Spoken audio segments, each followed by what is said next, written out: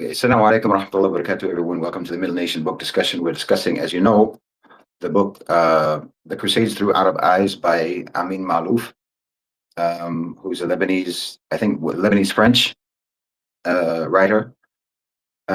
This is our fifth session, I believe, and we're going to take a sort of a different approach than what we have done in the past, just so that we can avoid any silences. Brother Amr is going to just talk about what this particular section of the book that we've gone through. And then if anyone has any comments or questions or points to add, then just raise your hand rather than him just opening it up to, does anyone have anything to say? If you have something to say, raise your hand and he'll give you the mic. I just wanted to sort of introduce it because I find it really fascinating, and this is part of the whole reason why we're doing this book, because, like, okay, in today's section, we were just talking about it in the chat. There's sort of an overarching theme that you see developing, and it really runs through the whole episode, the whole historical episode, which is kind of this theme of what you could call like the war behind the war, or the war inside the war, which is like the struggle inside our own house, inside the house of the Muslims, and that the struggle amongst ourselves really decides whether or not the Franj, the invader, the crusader, wins or loses before any battle even takes place. It's the situation within our own house that will determine that. It's the idea that sovereignty and economic sovereignty, political independence, and so forth really rises or falls based on the state of our internal cohesion or internal fragmentation. Because when you go over, like I say, when you go over everything that happened, and like particularly, it's really coming into sharper focus with these, with the episodes that we've recently gone through in this last section of the book. You know, the sieges, the coalitions, the betrayals, the sort of, you see these people emerging who are sort of gatekeepers. You have assassination, and you start to look at it really. I was just saying again in the chat, in the book discussion Telegram chat, and if you're not in there, you should join it. Someone can maybe put a link to it if we haven't already. It's not just a history that you're reading, or in fact, you can read history as an allegory. And I think this is part of the reason why Allah subhanahu wa ta'ala tells us to always look back at the stories before us, the look back at the nations before us, the peoples before us, and the history, to study the history, because it really represents an allegory of the modern era.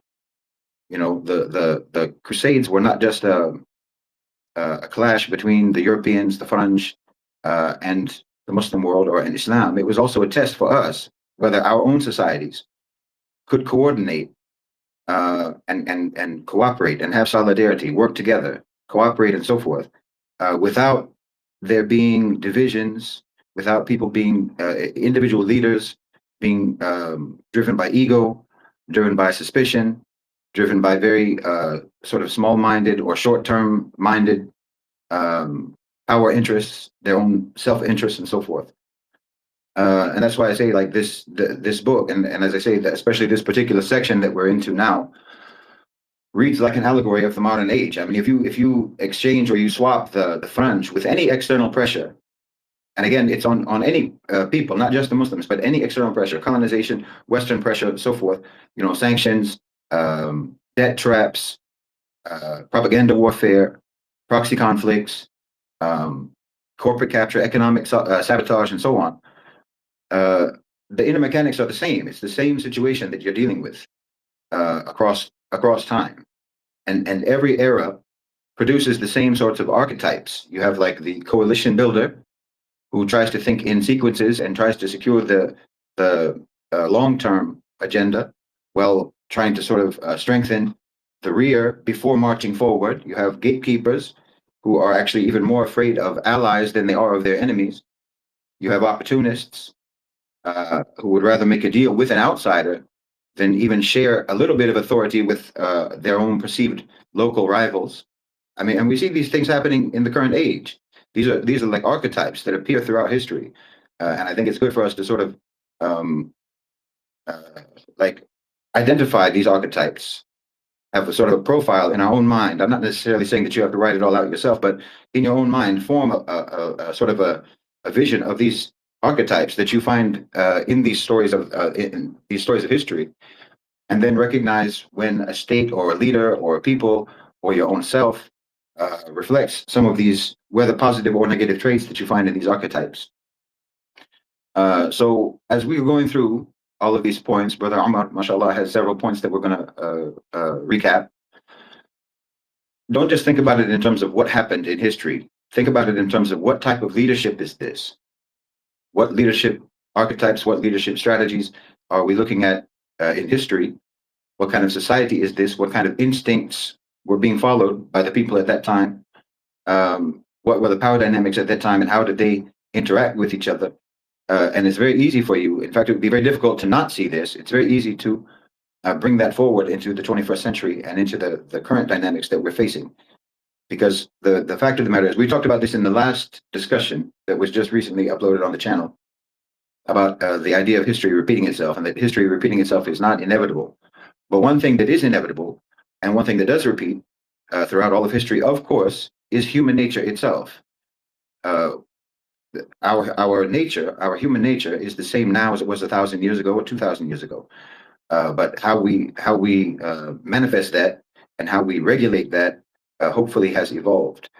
So this is one of the chapters in history that teaches us how you can spot the difference, for example, between a leader who actually is building a future versus leaders who just are protecting their own position, their own seat. And this is an issue that we have dealt with time and time and time again, and it's the sort of central sort of lever that the kuffar and that our enemies, and again, this isn't just between Muslims and our enemies. This is for all people, really. This is a dynamic that had played out throughout the whole history of colonization, where you have local leaders who are collaborators, or local leaders who are more interested in their internal rivalries than they are in the external threat. So I just wanted to sort of talk about this overarching theme that I sort of perceived in this recent section. And again, it applies to the sort of totality of this story and this history, and how that theme never ceases to be relevant.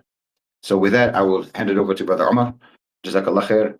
And I hope everyone enjoys this session and benefits from it. And again, anyone who has anything to say from the speakers, just go ahead and raise your hand if you have something to say. And for the audience, we've explained this before. We don't give the microphone to people that we don't know. We don't know what your level is at intellectually. We don't know what your level at is in terms of your understanding. We don't even know if you've read the book. So we're not just going to randomly hand the microphone. We want these sessions to be very organized and orderly, and try to, inshallah, maximize the benefit for the listeners. So if you are interested, if you're not assigned a microphone and we don't know you, and you're interested in participating in these discussions, then do come over to the Telegram book discussion so that we can get to know you, and then inshallah, potentially next time we'll be able to give you the mic. Okay, barakallahu fiqh. Brother Umar, on to you. Thank you so much, Ustad, for this brilliant introduction.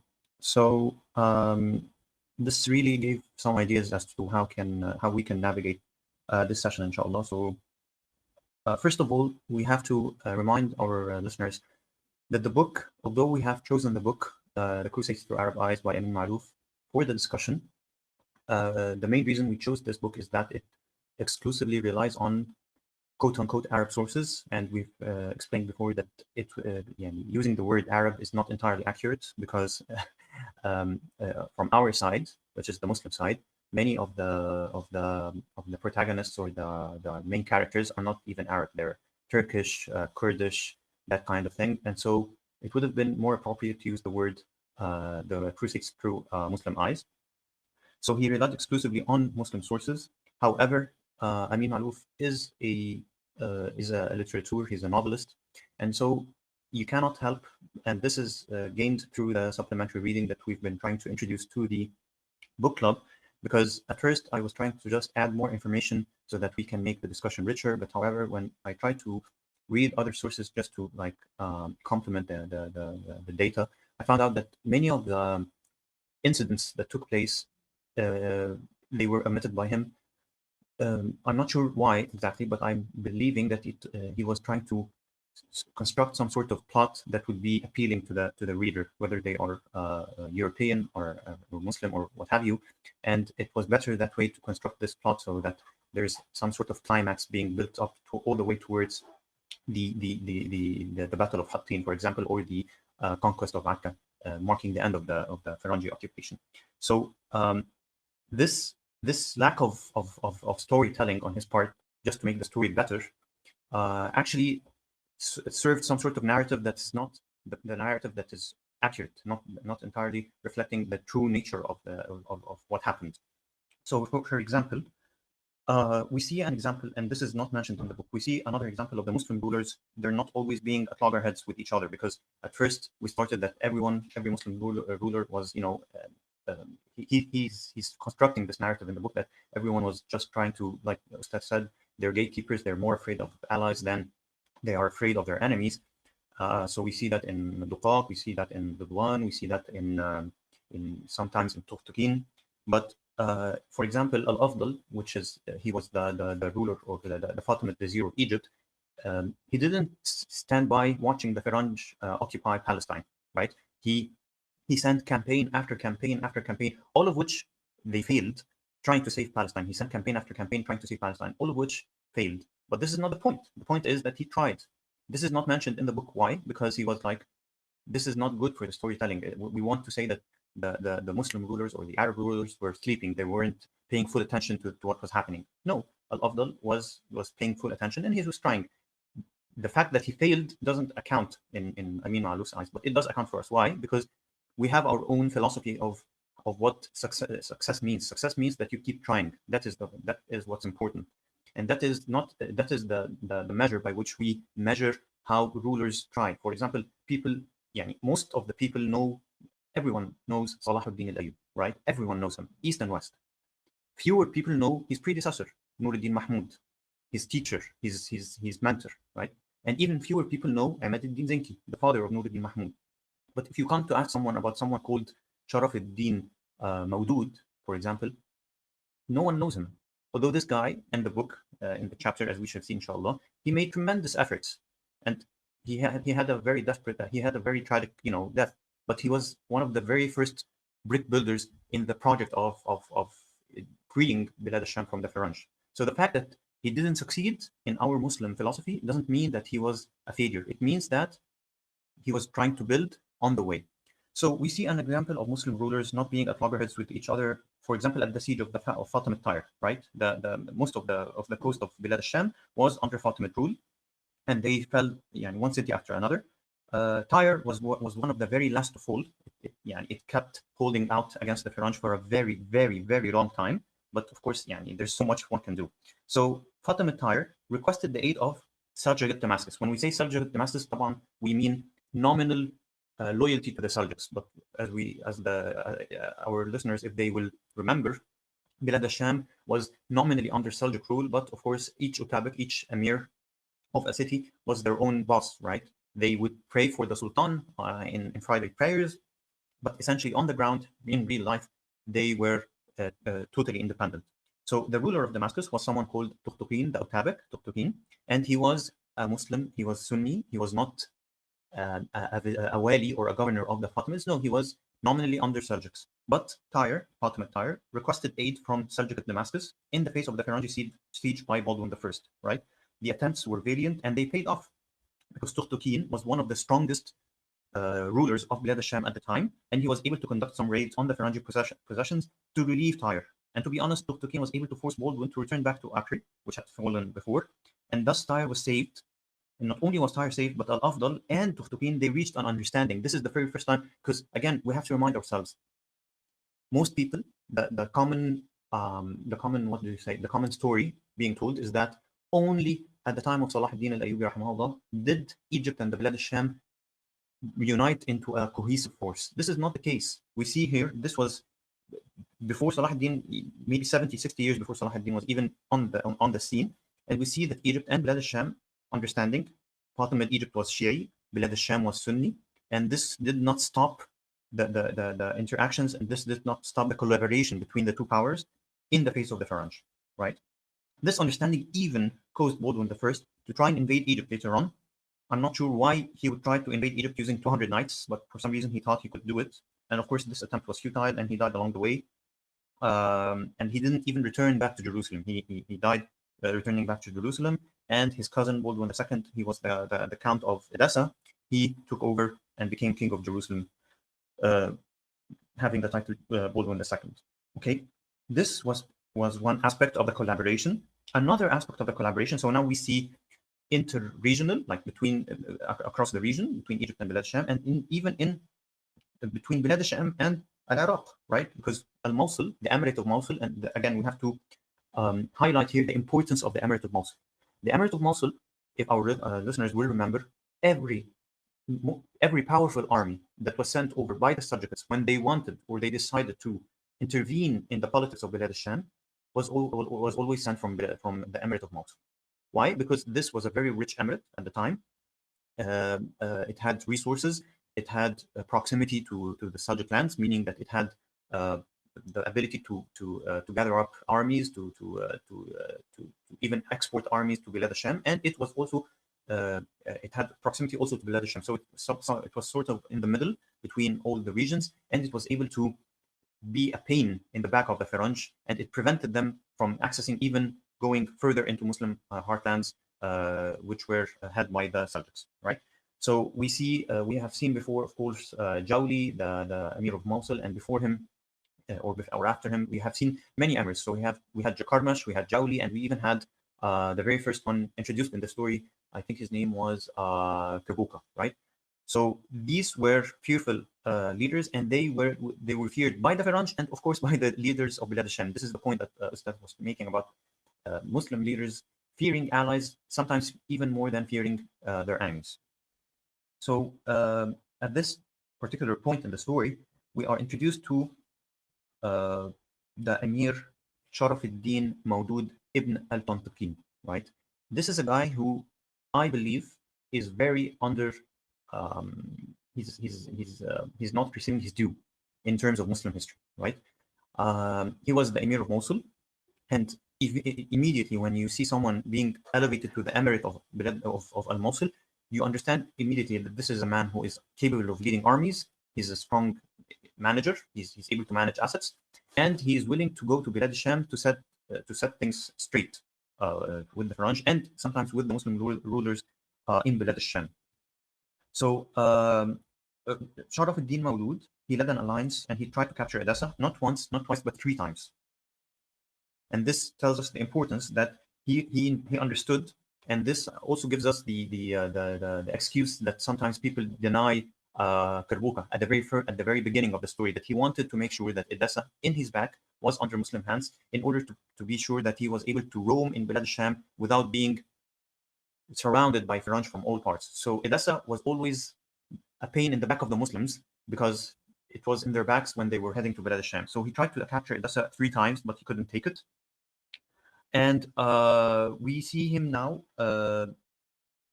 during the attack of Edessa, Ridwan. We turn back again to Ridwan, the king of Aleppo.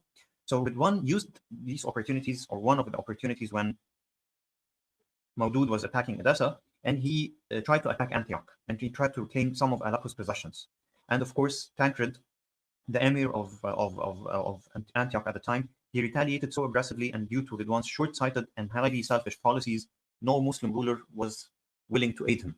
So we have this dynamic that I am trying to assert my sovereignty and I'm trying to assert my place without resorting to any help from my fellow Muslim leaders, which is, in my opinion, a very counterproductive strategy, to say the least. So no one is asking you to leave your seat behind, but at the same time, being so selfish and not compromising at all, or sometimes even compromising with the Faranj, but not compromising with your fellow Muslim leaders, results in that kind of situation, right? No one was willing to help Ridwan because no one was believing that he would help them in return in the future, or that even sometimes Ridwan, when an army was sent, and as we shall see later on, an army was sent by the Sultan of the Seljuks to aid Aleppo, he would close the gates of the city in their faces.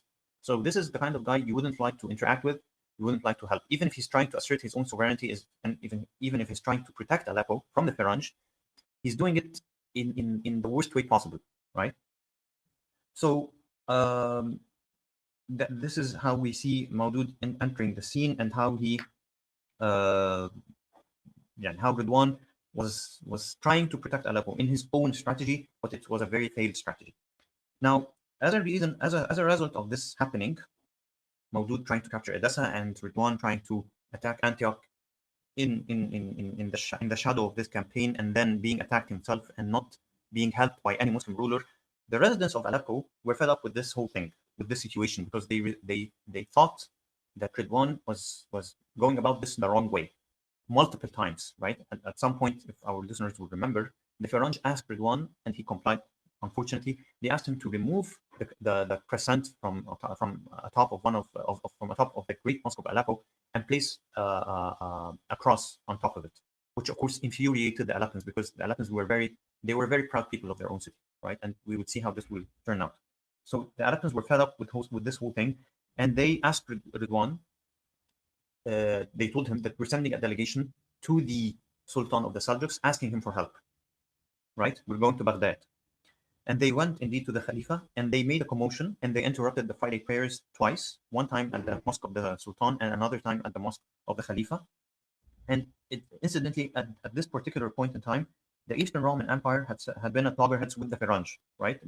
Because they were sort of under the understanding that the Faranj will take some lands, capture some lands from the Muslims, and return them to the Eastern Empire. I'm not sure why the Eastern Roman Emperor thought that the Faranj would, take the city and deliver it to him, but for some reason he thought so. And they were having, clashes on border territories between Antioch and Cilicia. So this led the Eastern Roman Emperor to send an envoy to Baghdad at the same time as arriving at the same time as the Aleppan delegation. And the envoy was asking for a military alliance between an alliance consisting of the Seljuks and the Eastern Romans against the Faranj. And of course, when the Aleppan delegation heard that, they were infuriated, because they were thinking, they said out loud, so the Eastern Roman Emperor is more protective of Islam than the Khalifa. And of course, this is nonsense. This is nonsensical, because the Eastern Roman Emperor was not fearful of Islam or trying to protect Islam. And sometimes in modern times, the same situation happens. People think that some sort of non-Muslim ruler trying to ally with the Muslims, then he is he's trying to protect Islam. No, the Eastern Roman Emperor simply was looking out for his own interests, and he thought that he should now seek the assistance of the Muslims against the Faranj, whom he led pass through his lands in the first place. So I'm not sure why they were fooled, but for some reason they were fooled. Anyway, as a result of this delegation, yes, Sister Samir. Assalamu alaikum, brother. Thank you so much for the summary so far that we've been through the history. But I just wanted to add, just like you mentioned, how the people there started, saying those slogans, how the Eastern Roman was the emperor or whatever, he's better than the Sultan or the Khalifa. Also, there is this thing about how now that this period is considered as a period where the Muslims areas were stagnant. They were not doing anything. Like when they narrated like they have normalized the existence of the French in the area, and this is how it's narrated in most of the historical books, that they were not doing anything, even though, as he said, there were so many things happening behind the scenes or small skirmishes. Remember, there was no social media at that time or anything, but the Muslim leaders did not just accept the fact, but they were doing things that not everyone would know, or they would. We know about this history because of the writer. He got the chronicles from those influential people that wrote those historical records, but the laymen, the people there, they did not know. Obviously, they would not know all these things except after way later on. So what I wanted to say is this period is thought of as a period where the Muslim did not do anything. Like they accepted the fact that the French has just come and settled there, and they have made their own kingdoms, and we just were the rulers just accepted it, and which is not the case, as you've just mentioned. And this also leads to the fact that the French were so arrogant of their wins that they have even thought of conquering Egypt with how many soldiers that King Baldwin used to try to invade Egypt, thinking that the Muslims are weak and they are divided. And yes, they were, but they were not to that to that level.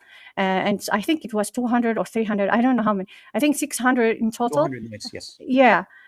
Who tried to invade Egypt, which is really shows you how arrogant they were on their wins, and how the Muslims were not really just accepting the fact that the French are there to stay. There was some resistance, and yet it was not highlighted in modern times. Yes, I think this is a tendency on our own part to generalize. So people really like, so the laymen especially, they really like to say, look, it's the same happening like yesterday. The Muslim rulers are da da da da. That's it. Like, this is not the case. Yeah, you cannot make that statement. This is absolutely lazy, to say the least, right? So they would say, oh, all right, then how did the Faranj do that? They did that because some of the Muslim rulers were seeking their own self-interest, and this allowed them to do what they did. But to say that everyone was accepting of that, and even the same people, sometimes the same people would do something to aid the Faranj out of self-interest, and then they would do something to stop the Faranj also out of the self-interest, or sometimes in the interest of Islam. It's not wrong to say that, because they actually did that. But to say or to claim that everything was always on the side of the Faranj, this is what I don't agree with, because it is not true. You have to understand the long game here. You have to understand every single incident that took place, contextualize it, and see how it led either to the help, to the aid, or to the stopping of the occupation. Yes, Ustad. Yes, I was just going to say exactly what you're talking about. I mean, this is a really important thing for us to wrap our heads around, because especially with all of this sort of hype from the West about democracy and of the people, by the people, and for the people, and so forth, and all of these sort of grassroots movements and NGOs and whatnot, people want to be involved in one way or another in politics. They want to be involved in one way or another in decision making, and understandably so, since their lives are impacted by it. But they don't do the requisite sort of education and gathering of information that if you want to be involved in politics, you have to understand politics. You want to have a role in decision making, but you can't only be concerned about the impact upon you of the decision that's being made or the policy. You have to understand all of the mechanics that are behind the decision even sort of coming up. You really have to educate yourself and research and understand, like we've talked about many times on Middle Nation. You have to understand the power dynamics. You have to understand the interests. You have to understand the bargaining chips that are at play, and really try to comprehend the reasoning that is required in terms of making a sound judgment about what's going to be best for the population in terms of long-term stability, long-term securing of sovereignty, and so on. And people want to be involved without educating themselves about these things. They just they either approve or disapprove of a decision that's being made at the higher level, but they don't understand any of the issues that are at play that the people at the higher level have to navigate. And so if you want to, because this shows us that the society at large, the population at large, is a political force. They are a part of the scenario. They're part of the power dynamics. But unfortunately, very often, they are the least informed and the least educated and the least responsible and the least mature element within the power dynamics. And you do have power as a population. The people, the public, does have power, and it is upon them to act responsibly. And in order to act responsibly, you have to properly educate yourself. You have to properly be informed. Otherwise, you basically become a sort of a rogue element, and you can either be helpful or unhelpful or destructive. And sometimes that just happens without even any intention of being either one. It's always the intention of being helpful, but if you end up being helpful, it's usually just by accident, because you just don't really understand what's happening. And this is one of the reasons also why people at the higher level tend to view the public as just something to be propagandized and manipulated so that we can control them, because we know that they're not going to take upon themselves the responsibility of properly educating themselves and understanding the situation in all of its intricacies in order for them to actually mobilize in an intelligent manner. And this is why the people at the top tend to just sort of control and manipulate the general public, because the general public has not proven itself to address or to engage with politics in a responsible manner, intellectually, to where they can actually make a useful contribution. And they just sort of have knee-jerk emotional reactions to things. But if you want to be involved in politics, and either way you end up being involved in politics because you exist and you are an incredibly important force, if you want to do that responsibly, then you have to take on the duties and the obligations that come with that responsibility. The first of which, of course, is actually educating yourself about, as I say, the intricacies and the complexities of the power dynamics and the relations that are at play. Yes, I mean, yeah, to give a very simple example of what Ustad is saying, right, about the self-education part. So we wouldn't be having this, I wouldn't call intelligent, but this not very simple discussion if there weren't other sources being read to complement what we're discussing right now, right? So in order just to understand history, right, you had to read the incident itself from different sources, try to think about it, try to weigh in all of the circumstances that were taking place at the time, and then make a sound decision. This is about something in the past, not something right now. And this is about something about which we almost know everything. So now you don't know everything. You haven't read enough sources. You haven't watched, recent history enough. You don't know what is happening at the higher levels. So you can't possibly go out and say this and that without properly educating yourself, like Ustad is saying. So we have to remind the listeners, the Muslims in general, to keep this in mind, that you have to properly educate yourself. Now, there's an important point here that we have to also mention. So we were talking about how not all of the Muslim rulers were, doing, making wrong decisions or taking wrong decisions or making wrong choices, but also we have to turn our heads to the strength of societies at the time. This is a very important aspect that I think we should discuss more. So we will see, inshallah, multiple incidents.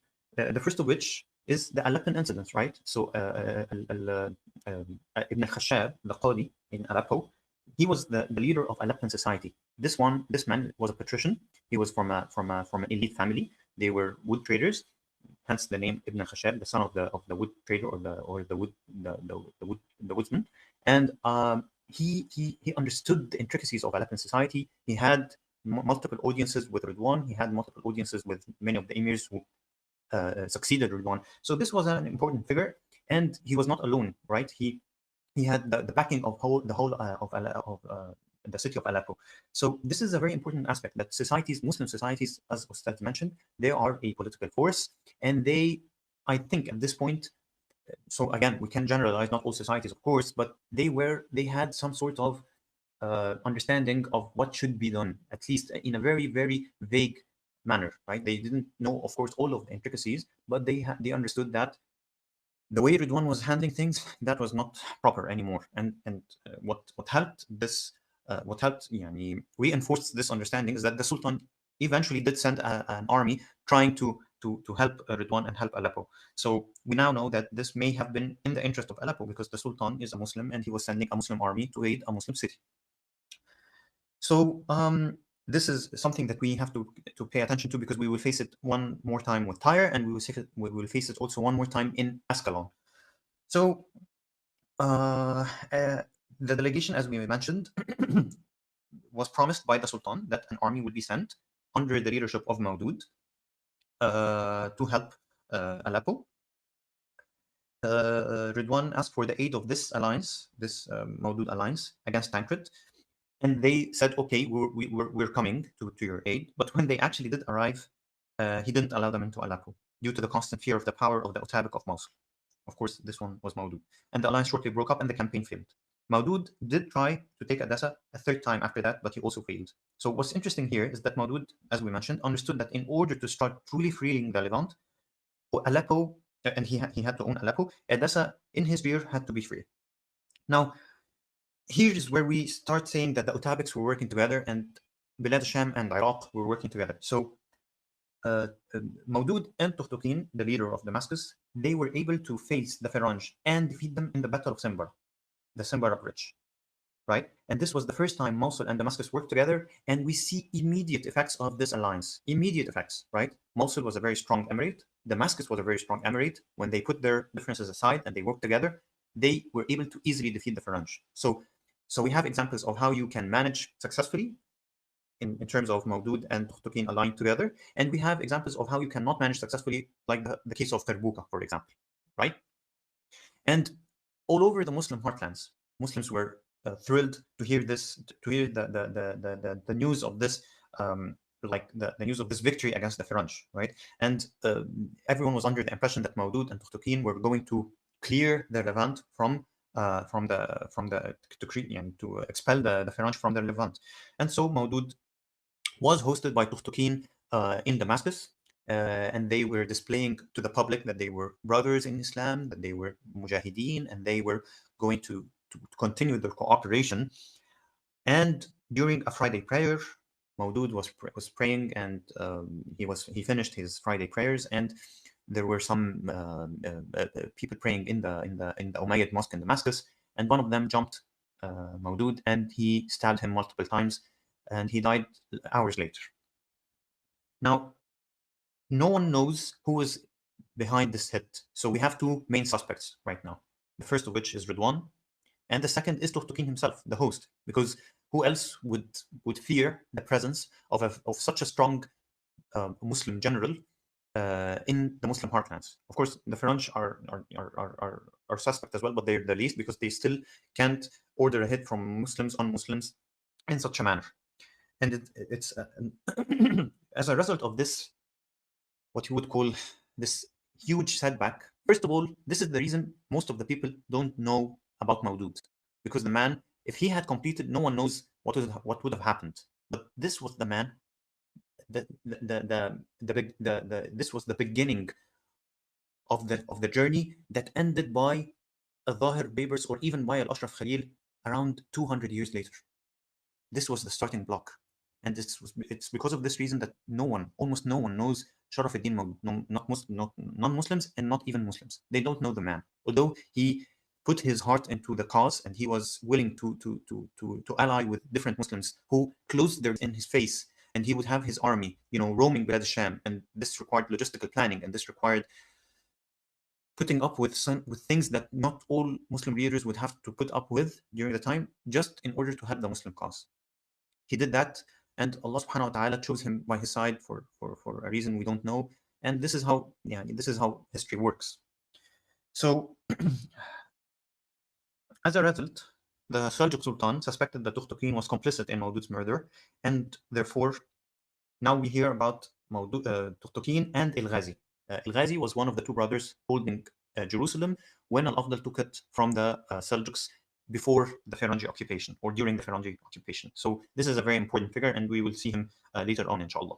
So the Sultan, suspecting that Tukhtukin was complicit in Maudud's murder, he sent a new emir of Mosul, and he wanted to discipline the leaders of Bilad al-Sham, because he was thinking, now I'm trying to help you. I'm sending an army after an army to aid you in your battle against the Faranj, and you kill the generals. They killed one of the best generals sent thus far, which is Maudud. So what are you actually doing? So he was saying that enough of this, and I will remove all of the leaders of Bilad al-Sham, and I will put Bilad al-Sham directly under my control.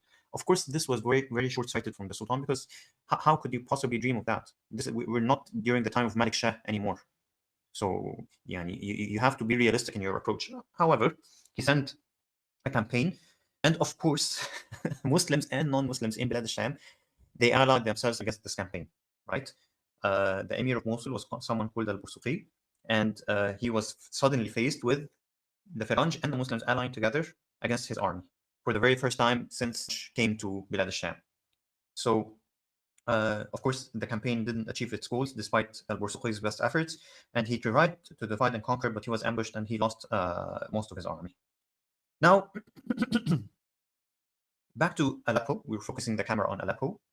After Ridwan died, the situation became an entire mess in Aleppo, right? Because one of his sons was a mad prince. Literally, he was a mad prince, right?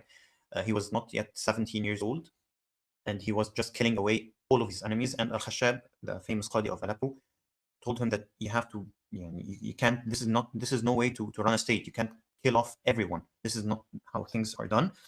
And eventually, this mad prince was killed by one of the servants of the palace, and his own brother was installed, not even 7 years old. So the situation was a complete mess in Aleppo, right?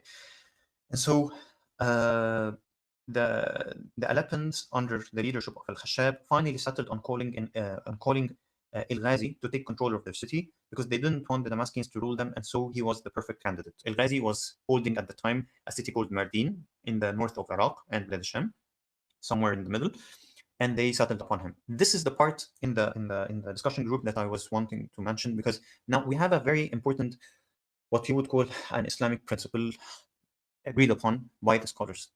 So this is in a book by Al-Mawardi, one of the famous scholars of the 3rd or 4th century, Hijri century, and it says a very simple line. Now, El-Ghazi was not the perfect candidate. He was a drunkard, and he didn't what you would call, he wasn't anywhere near Mawdud, for example, right? He didn't exemplify the righteous Muslim ruler who would we see the example of in Salah ad-Din, or for example, or Nur ad-Din Mahmud, right? But he was a capable military leader, and so the point I'm trying to make, written by Al-Imam al-Mawardi, is that in Islam, a very common example or a very common understanding concept is a good ruler is obviously better than a bad ruler, right? A good ruler is obviously better than a bad ruler, but a bad ruler is always better than chaos. By the word chaos, we mean no ruler.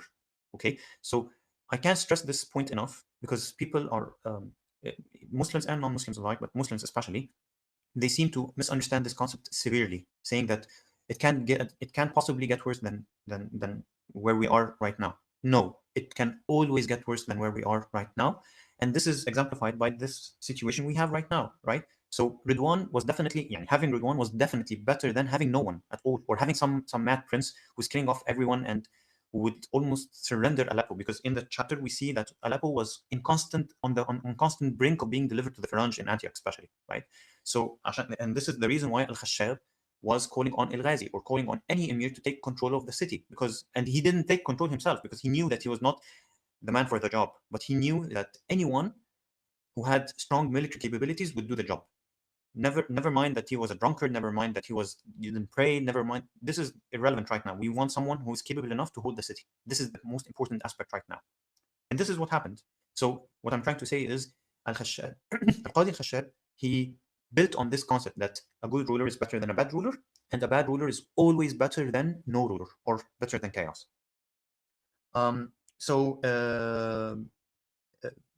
Al-Khashab, he assumed a great deal of responsibility in handling the situation, and we have to remember that this same man, Al-Qadi Khashab, was the one who headed the delegation that had been sent to Baghdad at the beginning of the discussion. Now, El-Ghazi would assume the city, and he would fight a battle against Roger of Antioch, killing him and thereby saving Aleppo for a while. However, Al-Ghazi did not, capitalize on this, what you would call, on this victory, and he didn't proceed to Antioch, probably because he didn't want to take on the Eastern Roman Empire. And again, this is a point that's not being mentioned in the Crusades through Arab eyes, and it's not even mentioned maybe in the supplementary sources, but we have to understand this. Antioch was a source of trouble for anyone holding it, right? The Eastern Romans wanted it, the Muslims wanted it, the Faranj wanted it, right? And the Eastern Romans had, in their minds, a very strong claim. So whenever someone took it, he was going to face, or he was putting himself on a collision on a collision course with the Eastern Roman Empire. So this is why, from now on to the end of the history of the Crusades, we will see the Muslims very reluctant to take Antioch, especially. Why? Because they didn't want to face the Eastern Roman Empire. But what we would hear always in the books either in the Crusades or through Arab eyes or in other sources, that they didn't capitalize. No, it's not that they didn't capitalize, but they weren't sure, completely sure, that they would be able to take on the Eastern Romans. No one was able to do that. The Eastern Romans, they were weakened at this point in time, but they were still able to field armies much larger than any of the power players in the region. The only ones who would consider taking them on were the Fatimids, and the Fatimids were severely set back at that point in time. So no one would want to face the Eastern Romans, and we will see again examples in the future, either with Nur ad-Din Mahmud or with Salah ad-Din al-Ayyubi, rahmahullah, always holding alliances with the Eastern Romans, trying to isolate them from the scene completely. They didn't want to take them, and they had every reason to do so. Right? Now, Al-Ghazi, as we said, he was a drunkard, and the sources mentioned that it's probably because of his drinking that he died. Now, he had a nephew, Barak, who took over the city of Aleppo after his death. And Barak, again, was one of the people or one of the leaders on the caliber of Mawdud, Sharaf ad-Din Mawdud. He was a very dynamic character. He was able to save, again, Aleppo from falling apart after Al-Ghazi's death. He was able to capture the Prince of Edessa, Jocelyn. He was able to capture Baldwin II, the King of Jerusalem. And he almost changed the politics of Bilad al-Sham forever, right? But again, Allah subhanahu wa ta'ala has his own plans. And one of his own, what you would call, one of his own subordinates rose up against him. And during the siege of the city of this subordinate, a stray arrow killed Balak. And truly, his death was a blow to Islam, because again, this set back the whole project of freeing Bilad al-Sham for a while, right? And it's at this time that Tyre, for the third time, was besieged, and they were counting on Balak coming to aid them. And of course, they were besieged from the sea by the merchant cities of Italy. They were besieged by land from the Farangi armies, and no one was coming to their aid. The Fatimids weren't able to send their fleet to them, or the fleet was, held back by the mercantile republics of Italy, and no land army was coming, and so the city of Tyre surrendered. There was an incident before this incident where the city of Tyre was able to hold up, and again, this is an example of the strength of the populations of cities. So there were brilliant examples of cities rising up against the status quo, taking matters into their own hands, and doing the right thing at the time. Yes, Abdurrahman. I think something very, very important to highlight here is logistics, because it's relevant in terms of Tyre, but also when analyzing. Because when Tyre survived the first time, yes, the people rose up and they played a crucial part, but also they weren't locked out of sea. There wasn't a blockade. So the city was gonna die if they surrendered, regardless of what they could do. And we are seeing today parallels of that, where our leaders are securing trade routes, they're securing ports. In some cases, they're doing it ruthlessly, but nonetheless, it is crucial. So we're seeing like this prevention or firewall of maintaining crucial trade routes, crucial logistics, and the importance of non-state actors in general. Like we're seeing populations playing a role sometimes, assassins, or in the case of Tyre, we're seeing even commercial, sort of like a corporate move, where the Venetian merchants are the ones that assembled a huge fleet in exchange for splitting profits with the occupying power, Jerusalem. And we're seeing again armies or ships or fleets being raised for the interests of capital in collaboration with the occupying power. There are many parallels with today of how the military industrial complex and its foreign policy in the Middle East. And the importance of revenue streams, like for example Tancred, how he stabilized his occupation through tributes, route controls, caravans, taxes and whatnot, which was obviously displeased and upset the Muslims. Yes, for sure. I mean, trade was an important aspect, and I think you're correct to assess that it was one of the main reasons why the Italian republics, the Italian mercantile republics, were willing at all to help the Farangi occupy Bilad al-Sham, right? And this is even reinforced by the idea that whenever they struck deals with the Muslims, they would immediately renegade on their deals with the Farangi, because at the end of the day, what they were interested in was maximizing their profits. So if the Muslim rulers offered them the same terms that were offered by the Farangi, they would say, okay, so we don't have to field armies, we don't have to send fleets, we don't have to do any of that stuff, and we will have premium market spots, we will have our own hotels, we will have competitive prices, we will have everything that, and without the military effort. And this was again these were smart moves on the part of the Muslim rulers, and we will see this especially during the Ayyubid period. During the Ayyubids, when they ruled Egypt and Bilad al-Sham, we will see them, and especially Al-Malik al-Adil, the brother of Salah ad-Din al-Ayyubi. This man was a brilliant strategist. He might not have been the best military general, but he was a very brilliant strategist in terms of establishing long-term relations, avoiding unnecessary conflicts, that kind of thing. He was very brilliant in that part. And he, of course, had his shortcomings, but striking those kind of deals, it helped strengthen the Muslim position. Now, so again, returning back to the strength of Muslim society. So we now have two examples: the example of Aleppo sending the delegation to Baghdad, and Al-Khashab assuming de facto responsibility of the city. And then we see the people of Tyre holding their own against a Firangi occupation, a Firangi siege. And then another Firangi siege, which ended up in them surrendering the city because they couldn't hold their own forever. A strong region needed to be there, but expecting the populations to always face this was not realistic in any sort of manner, right? So they held their own in one siege, and they were able to prevent Tyre from falling in the Firangi. But when you have the Italian mercantile republics and the land armies, and no one coming to your aid, and Barak was dead, and the Fatimids the Fatimid fleet was kept at bay, what would you do? So I give the population of Tyre kudos just for holding up, not dying, because at the end of the day, Muslims should live. Cities come and go, but lives are more precious. And in the third example is the city of Ascalon. Now, Ascalon, it was under the governorship of some Fatimid governor called Shams al-Khilafa. And again, this man was not totally independent, but he had autonomy. He had remarkable autonomy, and he was perfectly happy to pay the Firangi tribute whenever they came under the walls of his city. Of course, the city were not pleased with this taking place, although if it kept the Firangi at bay and the circumstances were thus demanding, it could have been the right decision. But apparently Egypt was able to still hold its own against the Firangi taking Ascalon. That's why the city were not pleased. And so Shams al-Khilafa paid tribute multiple times to the Firangi. And when he sensed that the population were fed up with the situation, because again, when you pay the tribute, where are you collecting this money from? It's probably from the city itself. So when they were fed up with the situation, they sent to Egypt telling them that the guy is not up to the position he's in, and please send us someone else to take responsibility of the city. Send us someone else, right? So they're not just saying remove him, we don't want him. No, they're saying they're asking the state, they're asking the leader of the state to send someone else. This is a very important part. And Al-Afdal duly complied with the request, and he sent someone else. And Shams al-Khilafa heard of the army coming, and so he closed the doors. He caught up some of the residents of the city, put them in jail, and then sent immediately to the Firangi. And of course, this is the wrong decision. There's no two ways about it. And he asked for their aid. They sent him a garrison of 300 soldiers. He installed them in the city. And this all resulted in the city completely scheming to remove Shams al-Khilafa, to remove the garrison, and they were successful in that. So they removed Shams al-Khilafa and the garrison. They staged some sort of coup during one of the nights. They killed the 300 soldiers. Shams al-Khilafa was caught. The new governor, sent over by Al-Afdal, took the city, and Ascalon was saved for another 40 to 50 years, because in 50 years, Ascalon itself would fall, but for 50 years, it was a pain in the back of the Firangi. Now, who took over Aleppo after Al-Ghazi, after Balak, was the son of Al-Ghazi, someone completely below the standards of Al-Ghazi and of Balak, of course. This guy, he didn't want anything to do with Levantine politics. He wanted nothing to do with it, right?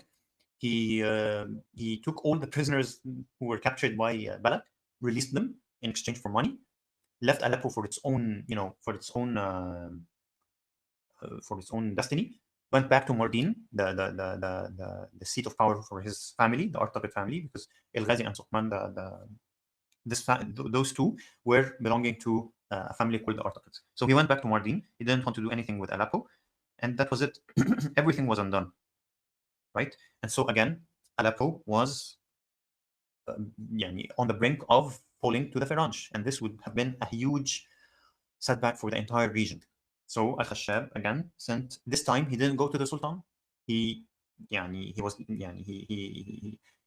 lost all hope in the Artaqids and the people in Mardin, and so he went directly to Mosul. He said, Emir of Mosul, this time he was called someone called Aqsum Qur al-Bursuqi, and asked him to come directly. Please come take responsibility of of Aleppo, which the man did.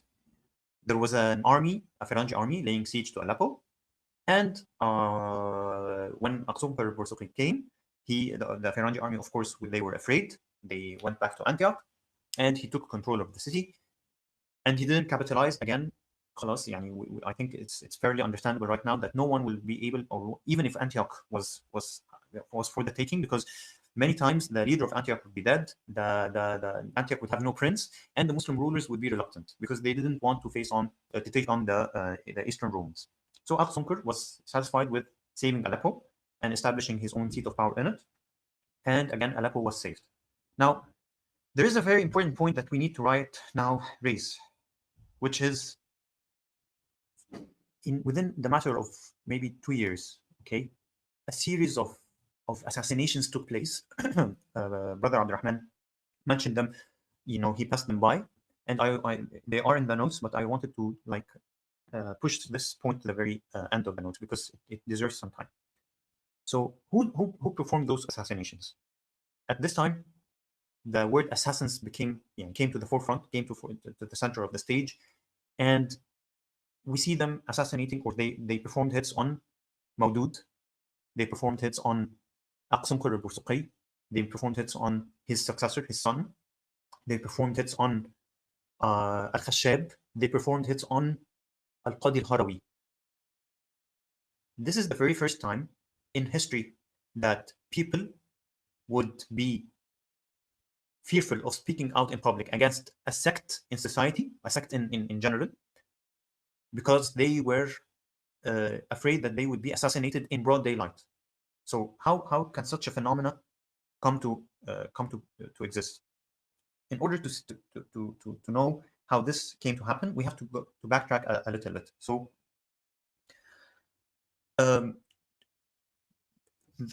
in Islam, there is the Prophet sallallahu alaihi wasallam, Sayyidina Muhammad ibn Abdullah ibn Abdul Muttalib ibn Hashim. So he is descendant of the clan of Bani Hashim, the Quraysh clan of Bani Hashim, and his daughter was Fatima radiallahu anhu ardaha. She was married to Ali ibn Abi Talib, his cousin. All of those were Hashimids, right? So their descendants is Al-Hasan wal-Hussein, and the descendants of Al-Hasan wal-Hussein radiallahu anhu jami', they are called Ahl al-Bayt. They are people of the noble house of the Prophet sallallahu alaihi wasallam, because the Prophet sallallahu alaihi wasallam didn't have any sons of his own. So the bloodlines that we have related to the Prophet sallallahu alaihi wasallam are all through Ali ibn Abi Talib radiallahu anhu and Sayyidah Fatima radiallahu anha. And so these people, Ahl al-Bayt, they had respectable status in Muslim societies because they were descendants of the Ahl al-Bayt, right? And so the Umayyads, at first, they would clash with them often because they thought that they were always trying to take power. And afterwards, the Abbasids, and the Abbasids were descendants of Al-Abbas ibn Abdul Muttalib ibn Hashim radiallahu anhu, who is the uncle of the Prophet sallallahu alaihi wasallam, the paternal uncle. So they were cousins of the Ahl al-Bayt, and they were also on a collision course with them. And so Ahl al-Bayt were always, they were under the suspicious eyes of the authorities. Although not all of them sought power, some of them sought power, of course, and some of them were pleased to just be involved in religion and be scholars and so on and so forth. But many of them were under the suspicious eyes of the state, and some of them would go into hiding, right? And so, if we remember, the Abbasids, they had some sort of conspiracy, and this conspiracy was the reason they came to power, right? They had very secretive scheming, and they schemed for like 30 years until they were able to take power from the Umayyads. And they laid the foundations for secretive scheming in Muslim history, to be honest. And so we would see many people under the guise of Ahl al-Bayt, whether they had the blood of Ahl al-Bayt or not, they would scheme secretively in order to gain power in the region or sometimes in the whole Muslim empire. And this is the reason why many of the regimes that would come under Ahl al-Bayt or come under the guise of the Shia, we would never know really if they would have the bloodline of Ahl al-Bayt or not, because they would be always secretive of their background. We didn't know because the state would always have them under suspicion, so they would hide their bloodlines altogether. One of the most successful of those regimes were the Fatimids. So the Fatimids started having their da'wah, their campaign, of course, secretively in Yemen, in Iraq, in India even, and in North Africa. In North Africa, they were most successful, and thus they started their state there in modern-day Tunisia. And then they expanded their power to include all or huge parts of North Africa. They would have Tunisia, Algeria, Libya, of course. They didn't have Morocco, modern-day, of course. I'm talking about modern-day states. So they had Tunisia, Algeria, Libya, and then they kept trying to invade Egypt for 60 years until they were able to invade it. And they were the ones who established my beloved city of Al-Qahira. This is a small side note. So Qahirat al-Mu'izz was established by the Fatimid al-Mu'izz li Din Allah al-Fatimi, right? And then they expanded their power. The peak of their power was during their immediate arrival in Egypt. So they were able, now they had North Africa, they had parts in Yemen, they had Bilad al-Sham. They expanded their power to Bilad al-Sham because everyone who held Egypt knew that they couldn't safely hold Egypt unless they had Bilad al-Sham in their possession. And so the peak of their power was during Al-Hakim bi-Amrillah and Al-Adad li Dinillah and Al-Mustansir. And then everything spiraled downwards after that because of the Mustansir famine and all of that. During the reign of Al-Mustansir, he had two sons, Nizar and Al-Musta'li, and he said that his son Nizar would be the successor of his he would be his successor, and as such, the Shias in Asia said that they would be in favor of Nizar over Al-Musta'li. Of course, the powerful vizier who was the father of Al-Afdal, our protagonist who was now ruling Egypt, his father, Badr al-Gamali, was on the side of Al-Musta'li, the other son of Al-Mustansir, and they made Al-Musta'li Khalifa, or the next Fatimid Khalifa, and Nizar was kept in jail, and then he was killed, either by Badr al-Gamali or Al-Afdal. I think it was Al-Afdal who did that. And now the Shias in Asia were saying that no, Nizar was the rightful ruler, and we will continue to be supportive of his claim to the throne, even though he died. They supported his cause, and they were called the Nizarites. From this sect of Fatimid Shiites, the assassin order was created. Someone called Al-Hasan al-Sabah took refuge in a castle called Alamut, and he was able to establish a state within the state of the Seljuks, because they were the ones holding Asia at the time, or most of Muslim Asia.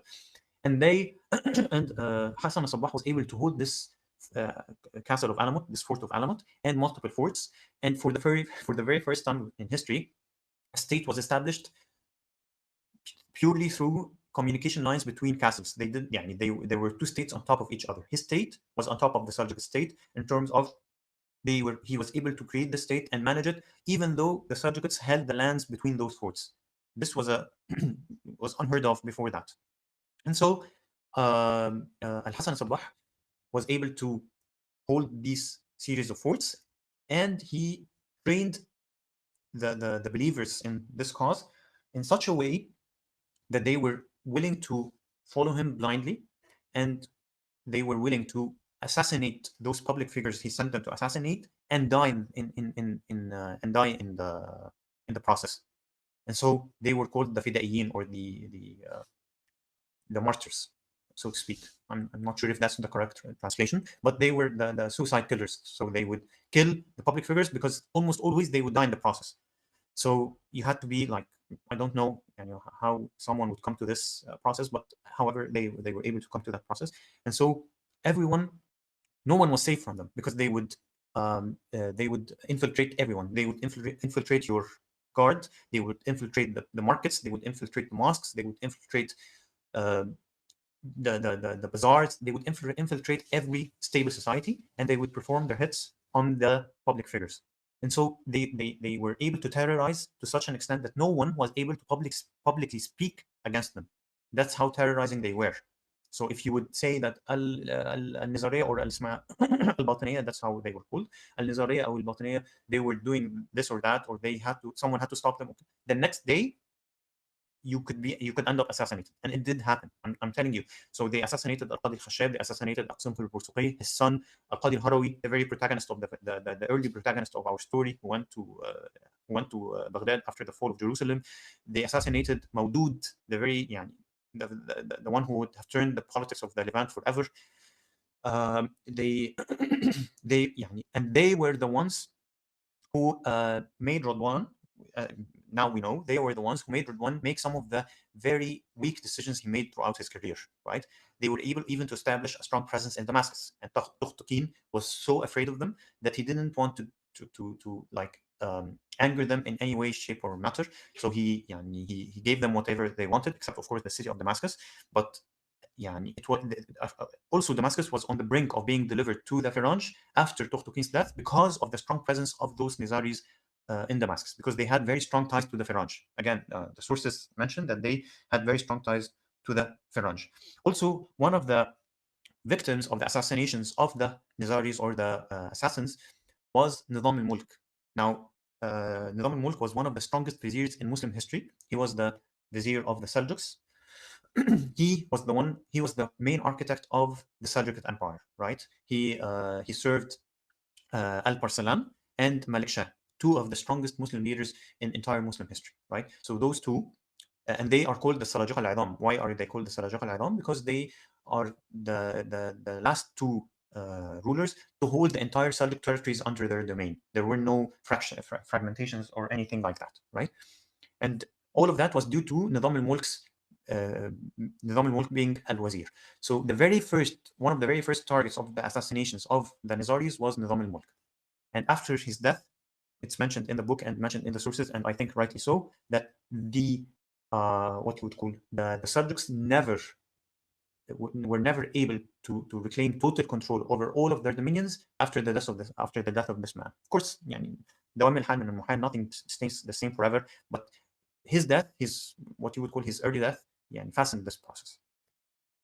I think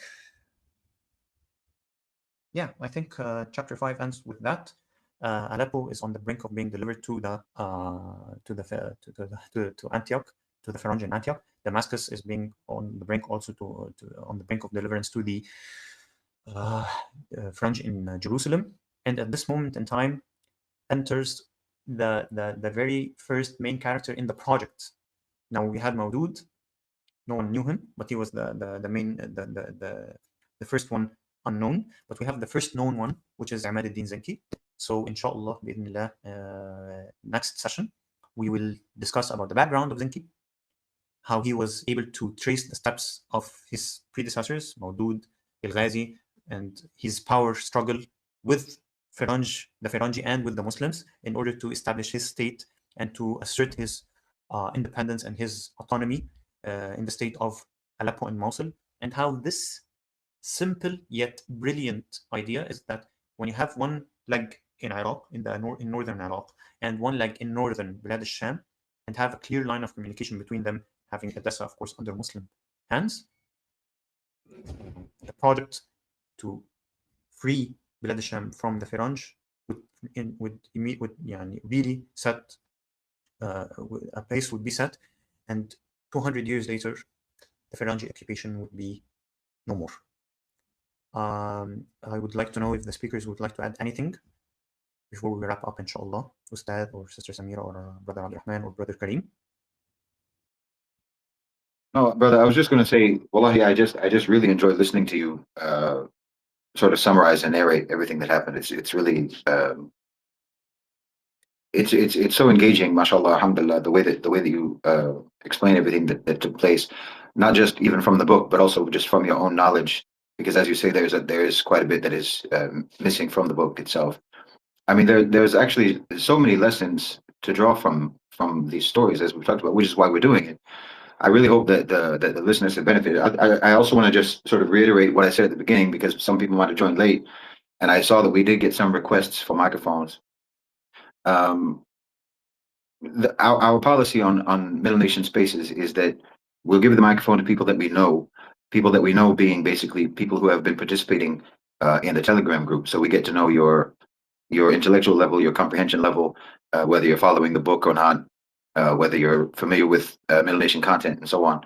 And we don't just randomly give the mic. We don't do our spaces like what you generally see on X. We want it to be a disciplined approach, an organized and orderly approach, and delivery of information. So don't be offended that we didn't give you the microphone. We have no problem giving people the microphone as long as we know you. So the link to the Telegram book discussion is there. You'll see it. You can join us there and participate in the discussion there, so that we can get to know you a little bit, and then we'd be happy to give you the microphone the next time we have a space. There's just, subhanAllah, like I say, there's so many lessons, and I have notes, throughout all of the various points that you went through. I won't really go through them all now, but there's just so many issues. And like Brother Abdurrahman was mentioning, I don't even remember, subhanAllah, what was in what specific context, or what specific Importance of trade. The importance of trade in the importance of trade. I mean, the importance of having the infrastructure for sovereignty, having sort of the rear fortified before you make an advance. You have to have all of these things, and this again sort of goes back to the public being informed and being educated about sort of what it really takes to engage in power politics or the politics of conflict, where you have to know what's really at stake and what you need in order to be properly prepared to engage in any sort of a direct conflict. You have to, as brother was saying, you have to secure your trade, you have to secure your ports, your supply lines, all of these things. If those things aren't there, you're not really in a position to advance. And it might look like sometimes that a leader or a state or what have you is not engaging in conflict because they're actually busy with the work of building that infrastructure, building that actual practical strength.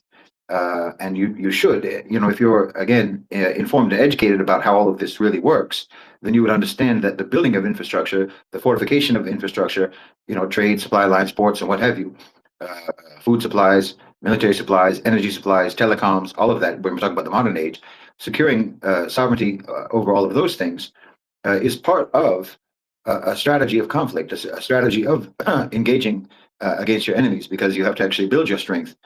You could just launch yourself willy-nilly against your enemy.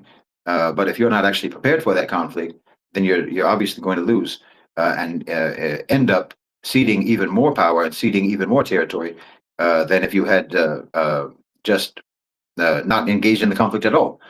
And then the other thing was about, for example, you were talking about a good ruler is better than a bad ruler, and a bad ruler is better than no ruler. It should be understood, and we've certainly seen multiple examples of it in our own recent history.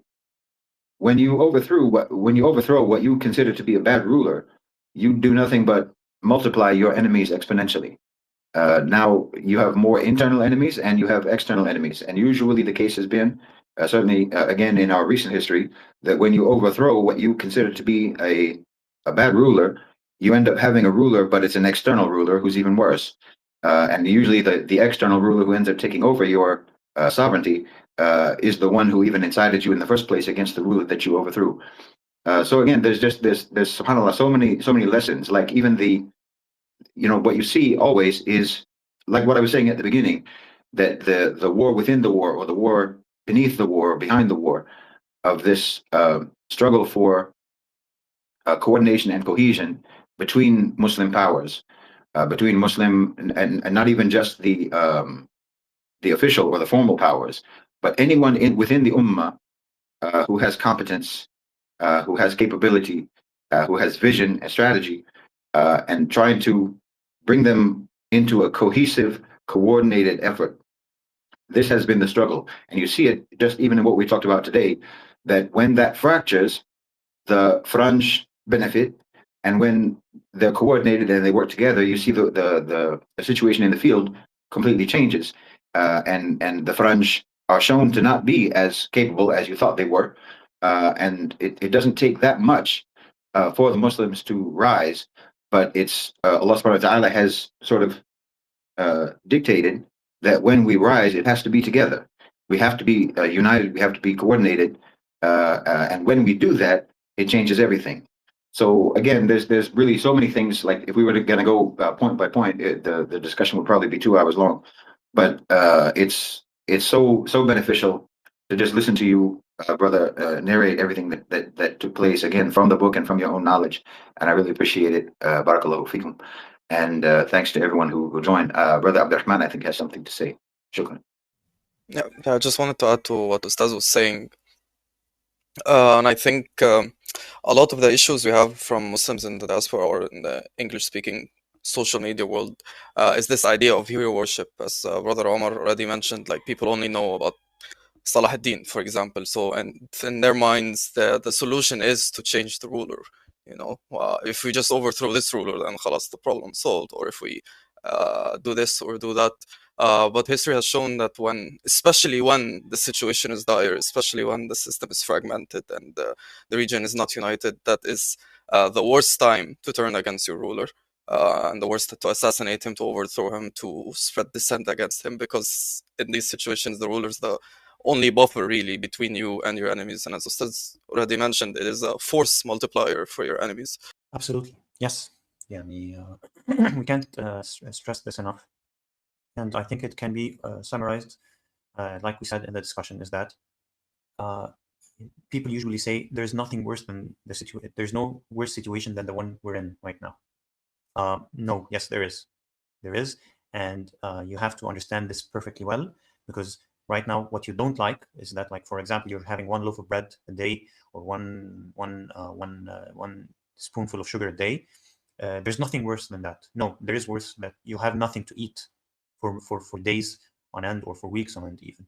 So you have to I'm not asking, or we're not asking here to just, settle for the status quo, but you have to understand completely your environment. You have to understand the long-term effects of the decisions that you take, the decisions that you make. And you have to understand what exactly you want to do on the long term. Don't be always looking under your feet and saying, "Yay, we uninstalled this or that ruler." No, you have to understand then what, because a very common theory in politics is that a power vacuum is not long to hold. Someone else will fill that vacuum. So you have to understand the very basic aspect of who's going to fill that vacuum, and are you going to be okay with whoever is going to fill that vacuum or not. But going willy-nilly, as Ustaz said, and just removing this or that, and then waiting to see what will happen, that's very immature. It's very irresponsible on your part as a Muslim, before anything else, because you wouldn't do that in your own household. So you have to understand that the Ummah is our larger household, and you have to treat it as such. And of course, we have to again stress the importance of the non-state actors represented in the assassins. They will be very influential in the power politics of the region. We will see them with Nuruddin Mahmoud, Ahmed al-Zaki, with Nuruddin Mahmoud, and with Salah ad-Din al-Ayyubi. We will see them having important events or important influence taking place. So please stay tuned for that. And with that, we will end our discussion for today, inshallah. I hope our listeners have benefited from the discussion. As Ustad mentioned, we have a Telegram group for the book. Do enter the group, see the discussions. You have to read the book at least to understand what we're talking about, to understand who the characters and the power dynamics that we're talking about, and to try to relate them to modern day events and to current affairs. And we will try to hold the session, inshallah, every other Saturday, in order to give our speakers and ourselves time to reflect on the points mentioned, and to build up a coherent story for the listeners, inshallah. Thank you so much for your patience and for your time and for the effort and for putting up with me all of that. I hope I've constructed a nice enough narrative for our listeners and an entertaining narrative for our listeners. And see you, inshallah, next time. Thank you so much, and assalamu alaikum wa rahmatullahi wa barakatuh.